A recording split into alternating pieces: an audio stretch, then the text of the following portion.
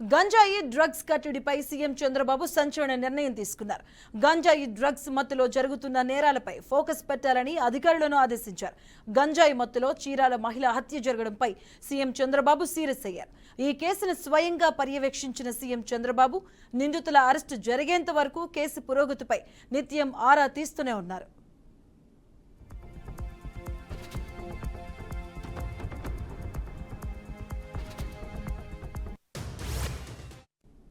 చీరాల మహిళ హత్య కేసులో నిందితులను 48 గంటల్లో అరెస్టు చేసిన పోలీసులు మహిళపై అత్యాచారం హత్య ఘటనపై సీఎం ఆదేశాలతో కదిలారు. సీఎం చంద్రబాబు ఆదేశాలు ఘటనా ప్రాంతానికి వెళ్లారు హోంమంత్రి అనిత. నేరం చేస్తే శిక్ష తప్పదనే భయం ఉండాలన్న చంద్రబాబు త్వరలోనే పోలీసు యంత్రాంగాన్ని ప్రక్షాళన చేస్తున్నట్లుగా తెలుస్తోంది. ఇక పోలీసు ఉన్నతాధికారులు మొదలుకొని జిల్లా ఎస్పీల వరకు బదిలీలు చేపట్టనున్నారు. ఇక కొందరు ఐపీఎస్లను జీఏడీకి లేదా పోలీస్ హెడ్ క్వార్టర్స్ కు బదిలీ చేయబోతున్నట్లుగా సమాచారం.